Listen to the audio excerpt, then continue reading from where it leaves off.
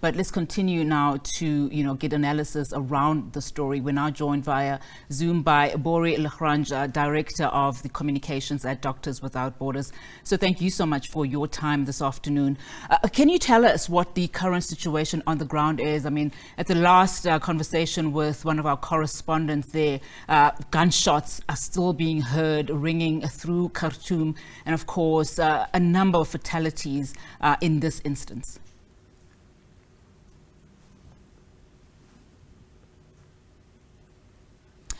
Mr. La Grange, can you please unmute your mic so we can hear you? Thanks. Thanks for your patience. So just to explain a bit about our work in Sudan. So we work in a number of locations, more principally in Al Fashir in the northern part of Darfur.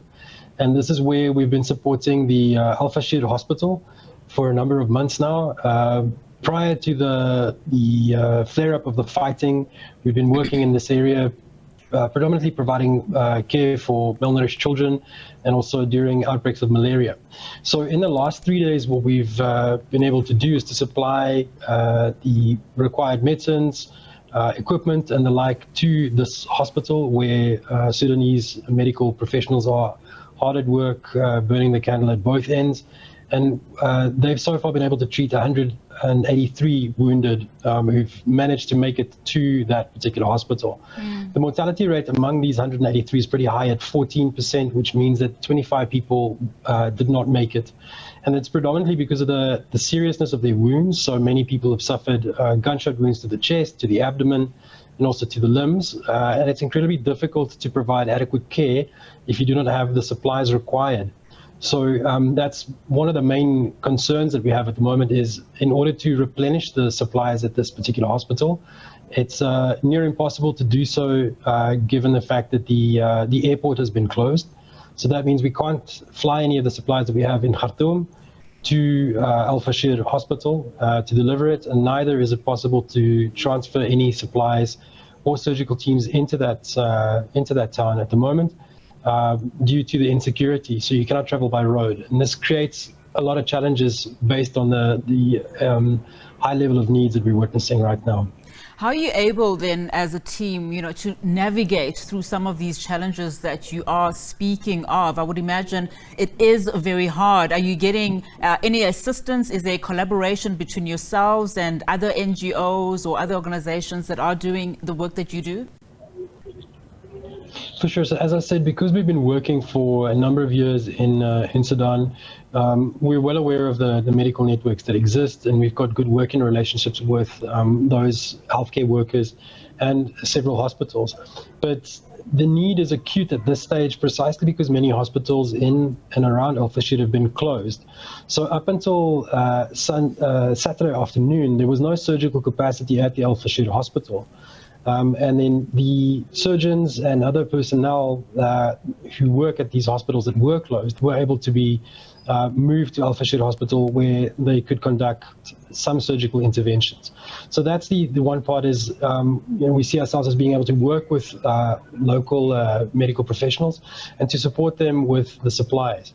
The nature of the conflict is such at the moment that, as you've mentioned, gunshots still being heard in Khartoum. And this is the same as our team in Khartoum also are locked down essentially, and it is not safe to travel by road. The extent to which the insecurity is also quite specific is that it's near impossible for ambulances to also travel on the road in Khartoum to either collect people who've been killed or to ferry the wounded or injured to hospitals. And that's creating, as I said, an immense and acute situation where many people who've been injured, or whether they're ill or whether they're about to give birth, are denied the opportunity to get the healthcare that they very much need at this moment.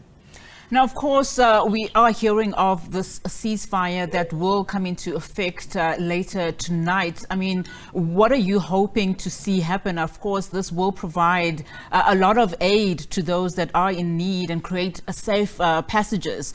What are your hopes? Yeah, we're on record as calling for safe passages, specifically in Al Fashir. in order to replenish the supplies at the hospital and to relieve those overworked staff with a fresh surgical team.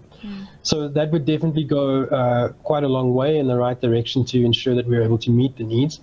But I think it's also important to understand that, at least for the parties involved in the fighting, that they should respect civilians, that they should not target them, and neither should they target medical facilities, medical transports like ambulances or supply convoys in a conflict like this. I think history also teaches us that in conflicts like these, that is sometimes not the case. We've seen in Nyala, about 200 kilometers south of Al-Fashir, where we have 4 warehouses, that one of these warehouses was recently looted, and also some other equipment was taken from our location there. So certainly you can see that the insecurity is still very high. Should there be a cessation of hostilities, a break in the fighting, we definitely would look at that as a positive development, and that's something that's much required right now. What are people saying on the ground? We know that for many years now, the Sudanese people have been wanting to see change. I know we are entering a political fray here, but you are treating civilians who are obviously very concerned about what is happening in their country.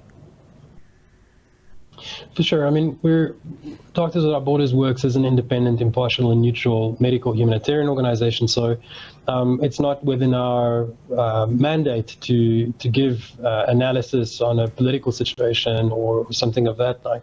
But what we do know from the people that we've treated over the years in Sudan is that the healthcare system in and of itself is quite limited, and it means that rural communities, people in far-flung areas, and in particular, if we think of Darfur and its history in relation to conflict as well, people are traumatized over the years due to the insecurity that's been there. Just to give an example, so outside of Al-Fashir, there are 2 communities among which we work where one of them is in fact a displacement camp housing 5,000 people who've been there for many, many years. And in essence, there, the levels of malnutrition are incredibly high among children. And it's also quite important that people have access to clean water. This is not something that's readily available in those areas. So certainly, Sudanese people have been suffering for several years. And of course, in the more outlying regions, those regions that have a history of conflict, the situation is all the more acute. All right. Thank you so much for your time this afternoon, Borrie, and giving us that very latest update in terms of what is happening on the ground there in Sudan. Borrie La Grange, Director of Communications at Doctors Without Borders. Of course, he's speaking to us from another section in the country, Al-Fashir, which is not the area that was under target at the moment.